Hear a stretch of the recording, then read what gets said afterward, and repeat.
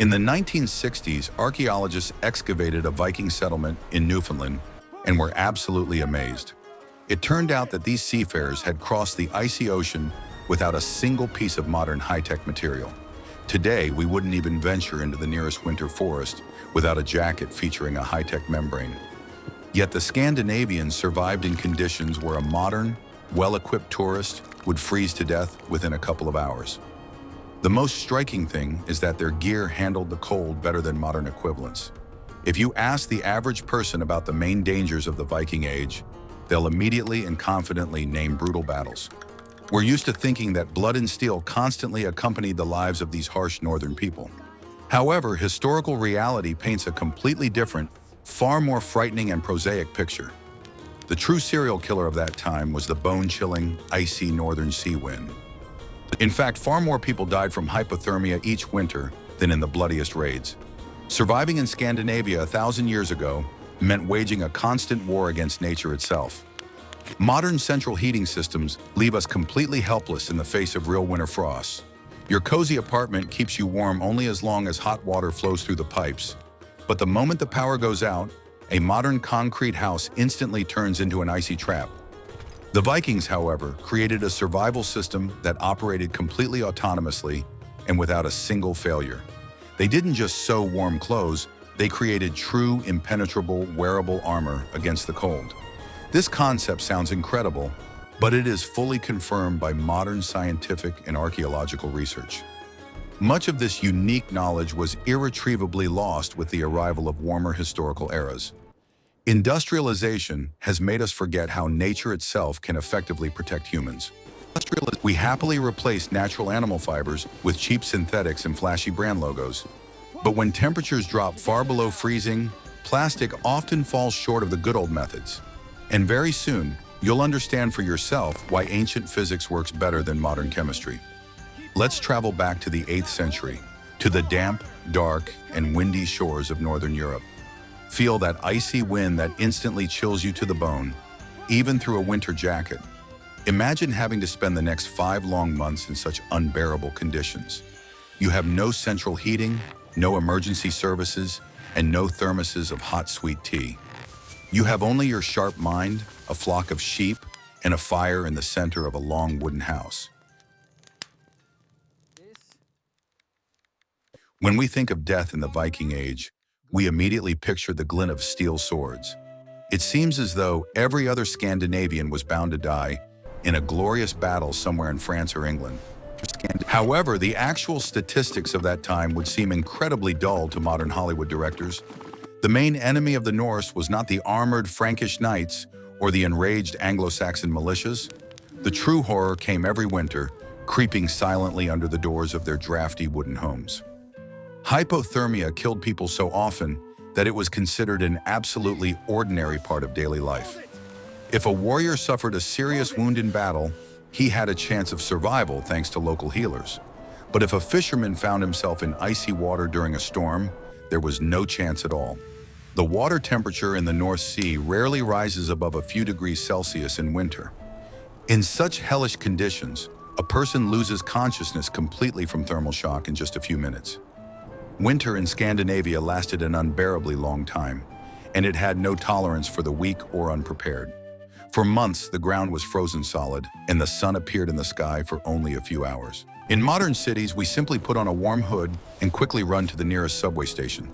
For a Viking, simply stepping outside in winter was a full-fledged expedition with a real risk to life. The slightest miscalculation of time or clothing torn by the wind could be a death sentence. Imagine the level of daily stress when your family's very survival literally depends on the strength of your roof. If a sudden hurricane-force wind tears off part of the roofing, the house will freeze over completely in a matter of minutes. Your children would freeze to death right in their sleep, and no sacrifices to the harsh gods would help here. That is precisely why their structures were always built with a massive margin of safety in case of climatic disasters. Viking architecture was dictated not by aesthetics at all, but by the harsh necessity of withstanding the raging elements. Interestingly, in ancient sagas, the piercing cold is often described as a living, utterly hostile creature. The ice giants, or Jötnar, from Norse mythology, are not merely scary fairy tale monsters for children. They are the metaphorical embodiment of the very deadly climatic threat that surrounded their communities every winter. When a sudden frost kills half your herd overnight, it is easy to believe in evil ice spirits. Mythology helped them psychologically cope with the horror they could not physically control. In the end, only the most disciplined, paranoidly cautious, and incredibly hard-working peasant communities survived. This harsh natural selection shaped the very culture that would later rapidly conquer half of Europe. People capable of successfully surviving a Scandinavian winter no longer feared either ocean storms or foreign armies. They were hardened by nature itself, making them more resilient than any professional mercenaries of the time. But the main weapon in this endless war was not the axe at all, but a properly built longhouse. If you look at a Viking dwelling for the first time, it will seem to you like nothing more than a dark, elongated shed. The longhouse, which they called a langhus, did not impress with elegant glass windows or high-vaulted ceilings. But appearances are incredibly deceiving, because this wooden structure was a true masterpiece of thermal engineering for its time. In essence, every winter the Vikings lived inside a huge wooden thermos that perfectly retained the accumulated heat. Modern energy-efficient homes today operate on exactly the same physical principles of passive insulation. The length of such a typical house could easily reach 50 meters, and the width was about 5. Inside, there were practically no solid partitions, which allowed warm air to circulate freely and evenly throughout the space. At the very center was always a long, open stone hearth, which served as the true heart of the entire house. The fire burned there continuously throughout the winter months, maintaining a basic living temperature. If the hearth went out for any reason, it was considered a real local disaster for all the inhabitants of the dwelling. It sounds strange, but it was precisely the complete absence of windows that was their main technological advantage in the fight against the cold. Modern builders know full well that it is through glass surfaces that massive heat loss occurs in winter. The Vikings intuitively understood this physics and made the walls as thick, solid, and windproof as possible. Smoke from the hearth escaped through special openings in the roof, which were tightly sealed with shutters at night. This created a warm layer of smoke beneath the ceiling, which further heated the vast room all night long. But the walls weren't just wooden planks hastily nailed together by a village carpenter. On the outside, they were often covered with an incredibly thick layer of peat or earth for maximum insulation. Turf has amazing thermal insulation properties thanks to its porous structure and the intertwining of plant roots. In winter, falling snow covered these earthen walls, creating yet another impenetrable layer of natural free insulation. The igloos of the Canadian Inuit operate on exactly the same ingenious principle of heat retention. People never lived alone inside the longhouse, and this was a critically important detail for their survival. In one designated section of this enormous structure, absolutely all of the valuable livestock spent the winter. Cows, sheep, and horses. The animals generated a huge amount of body heat, which naturally rose upward and warmed the people. In essence, the cows functioned as massive living central heating radiators and completely free of charge for the owners. My modern winter electricity bill makes me seriously consider buying a pet sheep. Benches for sleeping were arranged along the long walls and often took the form of enclosed wooden boxes. People slept in these peculiar niches, which further trapped their body heat within the confined space. They were generously stuffed with dry straw, the skins of slaughtered animals, and thick woolen blankets for maximum comfort. The space was incredibly cramped, but sleeping all together as a large family was much warmer and safer. There was no modern concept of personal space, but the chances of dying from hypothermia in one's own bed were absolutely zero. Over time, the earthen floor inside the house was trampled by countless feet until it became as hard as modern concrete. This dense floor acted as a giant heat accumulator, greedily absorbing energy from the central burning hearth. During the day, the earth slowly heated up, and on cold nights, it just as slowly released the stored heat back into the room. Modern, expensive underfloor heating systems use exactly the same principle of physical thermodynamics. Ancient Scandinavian builders had absolutely no idea what thermodynamics meant, but they really wanted to live in warmth. Of course, the air in such a house was a world away from modern standards of comfortable ventilation. The room was thick with acrid wood smoke, the smell of animals, and the scent of human bodies that hadn't been washed in a long time. Living in such a harsh climate was a daily ordeal for the respiratory systems of the ancient Scandinavians. Archaeologists often find characteristic signs of chronic respiratory diseases on their bones due to constant exposure to smoke, but their choice was extremely simple and harsh. Cough a little inside or freeze to death outside. Interestingly, the entrance doors were always made incredibly low and narrow. To simply enter the house, any adult had to literally bend over backwards at the threshold. This was done not at all to force uninvited guests to bow to the host out of respect. The small door prevented precious warm air from being blown out quickly every time the door was opened. Today we use double vestibules in modern supermarkets for the very same pragmatic heat-saving purpose. The longhouse was not merely a place to sleep, but a true wooden fortress of collective survival. Life was constantly bustling inside. Here, broken tools were repaired, new clothes were woven, and ancient, mesmerizing sagas were told. When an icy blizzard raged outside, one capable of freezing a grown man in 15 minutes, it was completely safe inside. This enclosed space fostered social bonds, making the community incredibly close-knit and united in the face of the elements. And this unity began with the specific breed of sheep they raised. Modern sheep look like fluffy, soft white clouds, peacefully grazing on green farm meadows. They have been artificially bred by breeders to produce plenty of soft wool and tasty lean meat. But if you were to accidentally leave such a sheep in Norway during the winter, it would surely die within a day. Scandinavian breeds from the Viking era were radically different from these delicate creatures, pampered by modern care.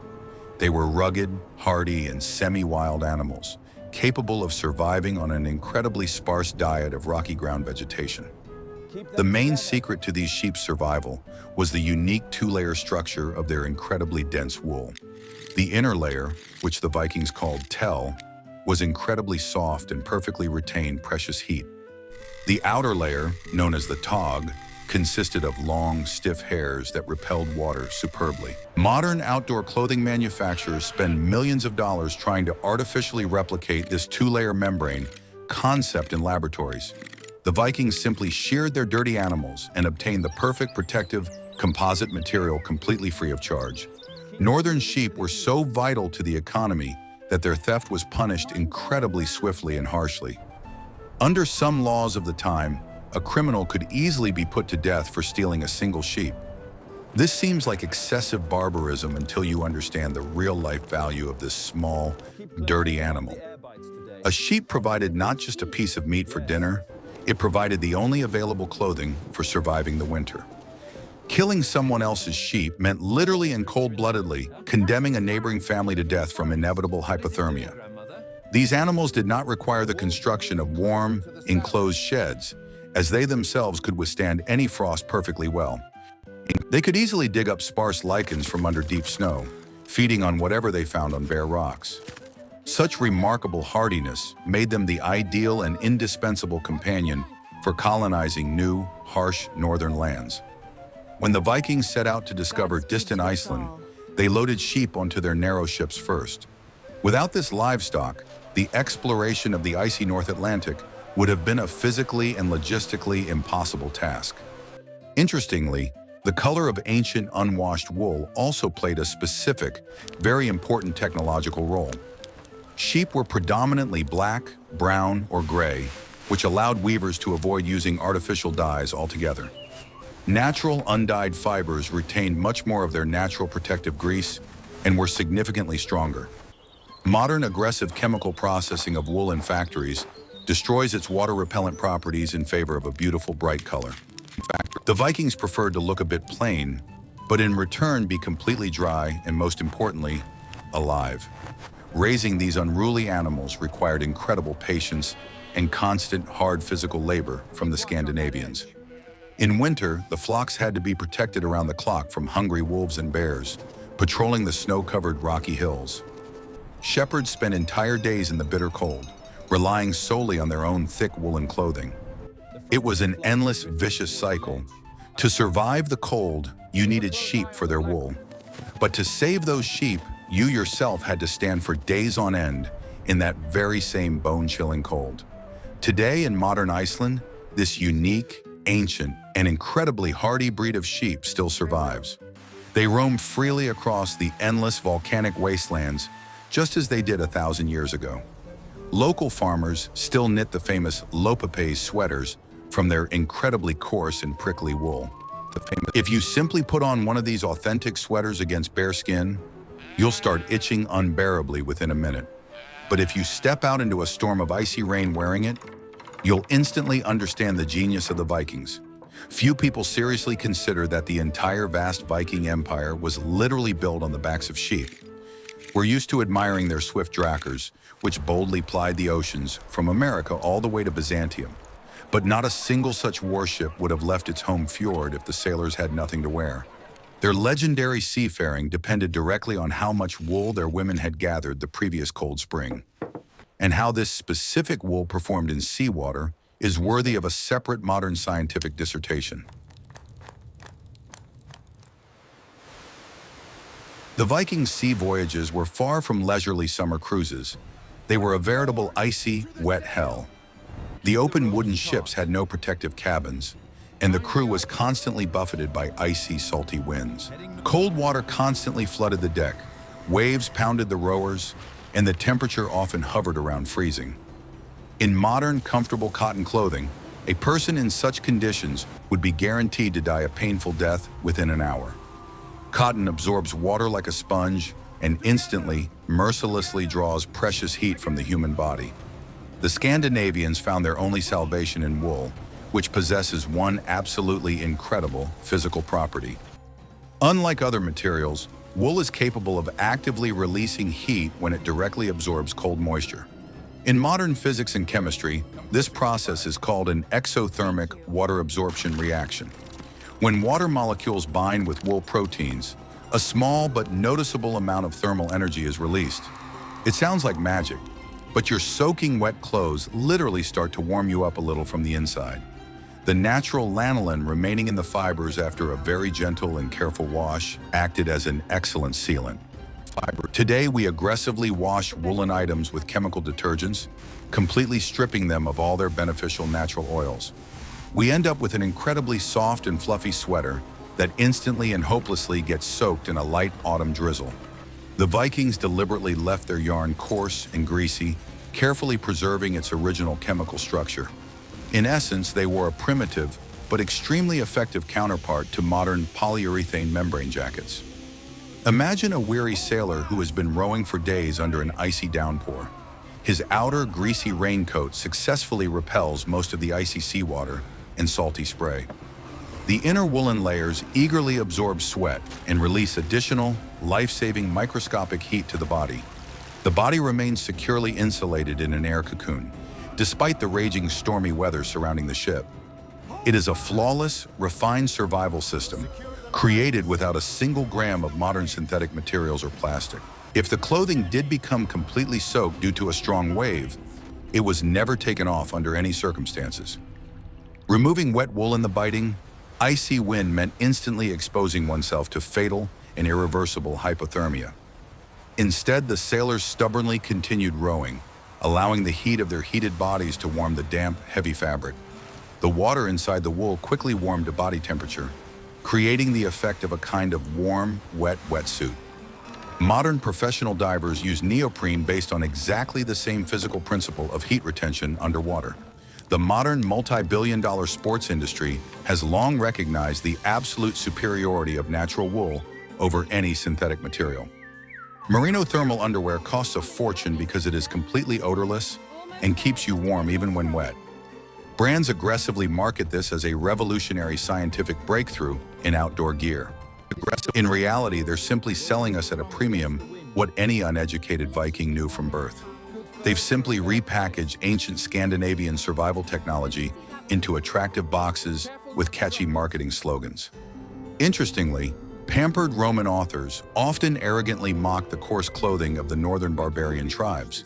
They were genuinely proud of their fine linen tunics and elegant, lightweight cloaks made of expensive imported fabric.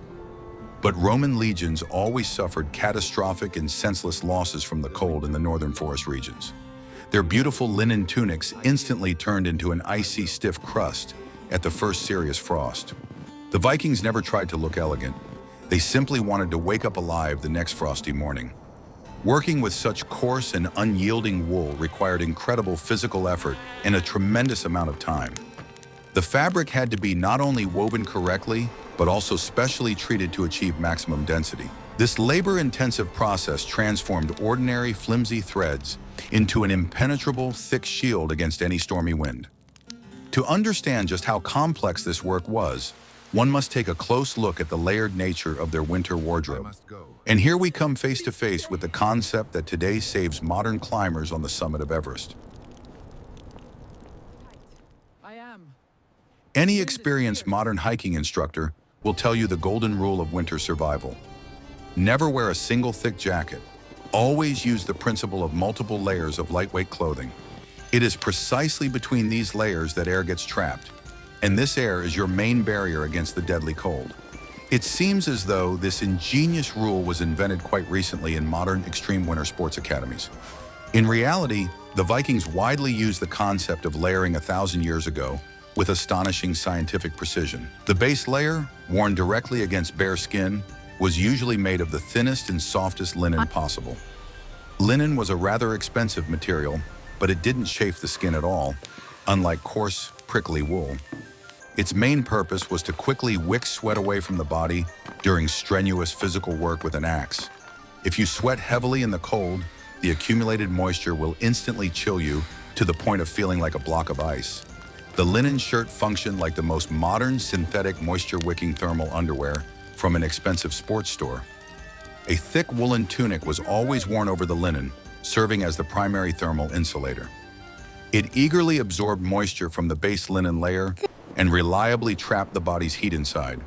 This layer was loose and roomy enough not to restrict movement at all during combat or work. The air layer between the linen and the thick wool created the first reliable barrier for the body's thermoregulation. It is the perfect historical counterpart to modern warm fleece jackets, which we habitually wear under winter membrane jackets. The leather footwear itself was made of thick leather, but it was never lined with fur on the inside. Instead of fur, the Scandinavians often used ordinary dry grass, which they packed very tightly directly into their boots. The hay provided excellent insulation for the foot against the icy frozen ground and easily absorbed any excess internal moisture. In the evening, the grass, wet with sweat, was simply thrown away, and in the morning, a fresh, dry portion was stuffed into the shoes.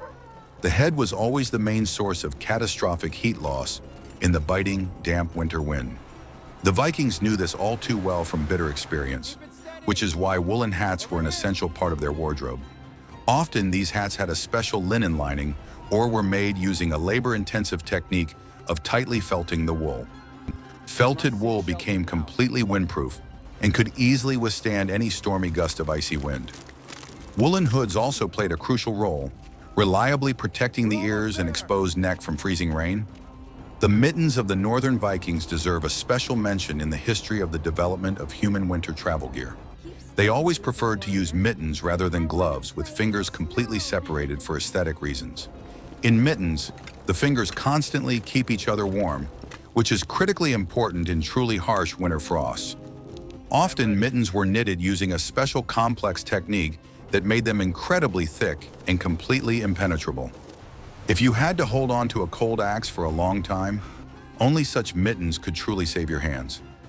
Interestingly, this entire complex system worked flawlessly without a single zipper or Velcro fastener. Clothing was securely fastened with straps, sturdy leather laces, and the famous metal brooches, or beautiful pins. The metal fasteners allowed the wearer to easily adjust how tightly the cloak fit, depending on the strength of the storm winds. The entire design was completely modular, easily replaceable, and incredibly practical in harsh field conditions. If one important piece tore, it could be patched up very quickly by the evening campfire. Such multi-layered, reliable armor required a huge amount of high-quality fabric for every member of a large family. Producing these materials was such a complex task that it took up literally all of the women's free time. There were no weaving mills, and every square centimeter of warm fabric was created through incredibly arduous manual labor. Behind this production stood an invisible domestic army whose work was objectively more important than the campaigns of the famous kings. These were ordinary Scandinavian women who literally wove the very fabric of life and the future of their families. When women of the Viking Age are portrayed in popular culture, they are often depicted as fierce warriors. Shield-bearing maidens with huge swords look very impressive and sell tickets to modern movie theaters like hotcakes. But the true, authentic superpower of Scandinavian women lay not at all in their ability to swing a heavy iron axe. Their real weapon of survival was the massive vertical loom that stood in every longhouse. The survival of the entire community through the coming harsh and long winter depended directly on their monotonous work. The production of any fabric in the early Middle Ages was an incredibly slow, exhausting, and physically demanding process. It took several years of continuous work to create a single high-quality, durable woolen sail for a war dracker. To simply clothe a family of 6 warmly, an ordinary woman had to spin almost non-stop. The spindle in her calloused hands was always spinning during conversations while watching the children or during brief rests. If the woman's tired hands stopped for long, her family ran a serious risk of freezing to death in January. The looms of that time used heavy stone or clay weights suspended from the loom to maintain constant tension on the threads. The weaver had to walk back and forth for hours, straining to thread the woolen warp threads. It was hard, exhausting physical labor that required tremendous endurance and absolute concentration. In a single full, hard day's work, she managed to weave only a few dozen centimeters of dense woolen fabric. My shoulders began to ache unbearably at the very thought of such a terrible, monotonous physical strain. Even the most noble and wealthy women in Viking society were required to be highly skilled weavers. The wives of powerful and formidable jarls took no less pride in their weaving skills than their husbands did in their military victories. The quality of the everyday clothing worn by a chieftain clearly demonstrated the status and wealth of his entire family. It was a harsh world where true luxury was measured not only by gold, but also by the thickness of the wool. A thin, masterfully woven warm tunic cost significantly more than a fine iron sword or a thoroughbred warhorse. It was the experienced women who calculated the raw material supplies for the entire year ahead for their entire large extended family. They alone decided how much wool would go toward sails, how much toward blankets, and how much toward cloaks. This highly complex logistics was more complicated than modern office spreadsheets in Excel, for a mistake cost human lives. If there wasn't enough sturdy fabric for a new sail, the warship simply wouldn't set out on its summer raid. The economy of an entire coastal settlement depended on the flawless mathematical calculations of weary women at their hearths. Interestingly, the process of making fabric also had a deep social and unifying significance for all the women. During the long, dark winters, the women would gather around the central hearth to work together on the yarn. During this time, long sagas were told, local news was shared, and the internal problems of the entire community were resolved. Weaving brought people together, creating that very invisible social glue that helped them survive the pitch-black darkness. It was a kind of unspoken women's council that wielded enormous hidden influence over the daily life of the village. Without their daily backbreaking labor, the entire grand and terrifying Viking era would have ended in a single year. Their magnificent ships would have rotted in the docks, and their invincible warriors would have frozen to death on their very first expedition. Europe will forever remember the bearded, aggressive men with axes who burned monasteries and demanded golden tribute. But behind the broad back of every such Viking stood an unseen woman with a spindle in her calloused hands. Their silent daily feet remained in the shadows, though it was precisely this that inexorably drove Scandinavian history forward. Over time, one of the durable varieties of their woolen fabric became so important and universally in demand. It ceased to be merely clothing and became the foundation of the entire complex Scandinavian macroeconomy. We've naively grown accustomed to thinking that ancient people always paid only with gold or shiny silver coins. But in the cold northern lands, a piece of cold metal could do nothing to warm you on a frosty winter night. There, a unique economic system emerged, based entirely on coarse woolen cloth, confidently called vadmal.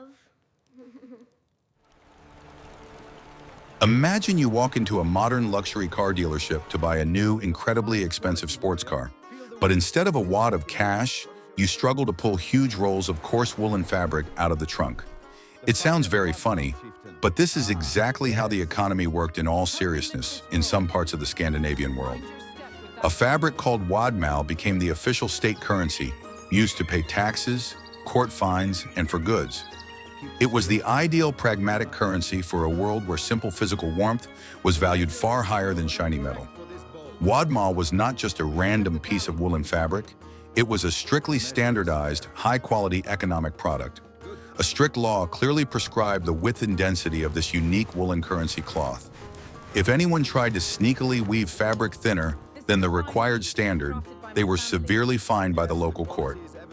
This strict government standardization made wadmal just as reliable a medium of exchange as minted gold coins. You always knew exactly how much a standard L of this durable, warm fabric was worth. To create proper wadmal, the woven woolen cloth was subjected to an exhausting process of fulling in very hot water. The fabric was beaten and kneaded long and relentlessly until the fibers bonded into an absolutely monolithic, impenetrable mass. After such incredibly harsh treatment, the material became very dense and virtually completely windproof. Vadmal was almost impervious to seawater, making it the ideal material for long sea voyages. That is precisely why the enormous demand for it from sailors and merchants never caused its price to drop. Enterprising Icelanders exported their wove cloth to Europe in large quantities, trading it profitably for grain and timber. European merchants eagerly purchased this coarse fabric for making warm work clothes and sturdy military uniforms. Frankish soldiers highly valued Icelandic woolen cloth for its ability to withstand the nasty autumn mud and slush. Thus, small, cold, and poor Iceland became a major economic player solely thanks to the right hardy sheep. This is a classic historical example of how a harsh climate forces people to create unique, in-demand export products. Collecting state taxes in such an economy looked like a massive, incredibly complex logistical operation for the king. Local rulers collected tribute not in small chests of gold, but in huge mountains of heavy woolen fabric. This fabric had to be carefully stored somewhere dry, reliably protected from voracious, damp barn mice. Losing a warehouse full of wadmal due to a simple leaky roof meant literally bankrupting an entire small northern kingdom. The state's financial security depended directly on the quality of its wooden warehouses, no less than on the strength of its army. Modern fiat paper money is backed by nothing except our collective naive belief in its face value. Sudden inflation can easily wipe out your life savings in a single crisis year without any apparent objective reasons. In this regard, the Viking economy was far more honest, understandable, and realistic than any modern banking system.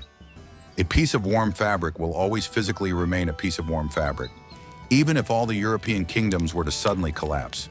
Vadmal was the absolute, indisputable gold standard of survival in an era of total instability, wars, and biting cold.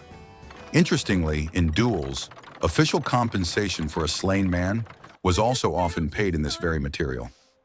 The local court would set a fine for the death of a free man, and the murderer's family would bring heavy carts loaded with cloth. A human life was literally and mathematically converted into square meters of warm protection from the winter north wind. There was a certain grim poetry in this. The sudden death of one community member was compensated by life-sustaining warmth for others.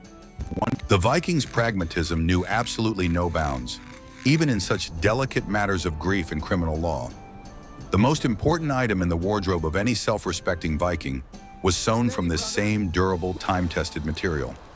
An item that served as an incredibly versatile tool, a warm sleeping bag, a reliable tent, and light armor all in one. No one in their right mind would ever step outside their longhouse without it. We're talking about the famous, enormous Scandinavian cloak, which often saved lives on the battlefield better than a shield. And it was this remarkable piece of fabric that allowed them to cross the ocean and discover entirely new lands. could they be? Watch any modern historical series, and you're sure to see Vikings in heavy black leather jackets. The actors strut around with iron rivets, flexing their bulging muscles in front of modern Hollywood digital cameras. In reality, any leather armor was completely useless in the face of the biting, damp, and cold sea wind. A warrior's true protection was always his massive woolen cloak, which he wore almost constantly. This cloak was so important and valuable that it was often carefully passed down from father to son. A huge rectangular piece of thick, felted wool was fastened to the right shoulder with a massive metal brooch or pin. The right shoulder always remained completely free so that the warrior could instantly draw his heavy sword. A unique microclimate quickly formed under the cloak, reliably retaining body heat even in sub-zero temperatures. In the event of a sudden downpour, the cloak was simply and quickly turned forward with the fastener to provide maximum insulation for the warrior's chest. This simple and incredibly ingenious design allowed for quick adaptation to any sudden changes in the harsh northern weather. During a fierce naval battle, the cloak could also serve as an excellent improvised means of self-defense against weapons. Specially folded into several layers, could easily stop the gliding strike of a sharp enemy sword. Some experienced warriors would deliberately and tightly wrap the edge of their cloak around their left arm instead of a wooden shield. The thick fabric would stubbornly snag on the enemy's blade, giving the Viking precious seconds to deliver a deadly counterattack with an axe. Your modern, expensive membrane jacket would simply burst at the seams in an instant under such a severe test. It's amazing how these ancient people knew how to get the absolute most out of the simplest, seemingly everyday items. In our modern culture of overconsumption, every item has only one very narrow, specialized function. We have a separate jacket for running, a jacket for downhill skiing, and a jacket for an autumn hike. The Viking cloak was an incredibly versatile tool, replacing an entire wardrobe of modern, specialized, and very expensive clothing. It was the absolute triumph of minimalism, strictly dictated by harsh conditions and a severe shortage of available material resources. It was precisely this lightweight gear that allowed the Scandinavians to become the fastest and most mobile military force of their time. Charlemagne's massive armies always required huge, slow-moving supply trains carrying tents, provisions, and warm winter gear. The Vikings, on the other hand, could spend weeks sleeping in the forest without fires, sheltered only by their thick woolen cloaks. This incredible mobility and independence made their sudden, swift attacks completely unpredictable for the slow, heavily armed Europeans. They would emerge silently from the fog, strike, and vanish into the cold, which terrified the rest to death. Modern historical reenactors often conduct very grueling experiments, testing these old garments in the field. They boldly venture into the winter forests of Scandinavia, clad only in historically accurate, itchy woolen replicas of the clothing. The results of these crazy expeditions regularly leave modern survival experts in a state of absolute and genuine shock. It turns out that properly woven sheep's wool, impregnated with fat, performs just as well as the latest lab-made synthetic membranes. Ancient technologies easily withstand the test of freezing rain, snow, and the biting north wind without the slightest problem. The only serious drawback of this system was the enormous physical weight of wet historical woolen clothing. A wet woolen cloak could easily weigh over 10 kilograms, pressing down on the shoulders like an unbearably heavy burden. Carrying such a terrible weight for days on end was a true test of endurance for any human body and spine. But for these rugged people, who had been rowing with heavy oars and chopping wood since childhood, this was the norm.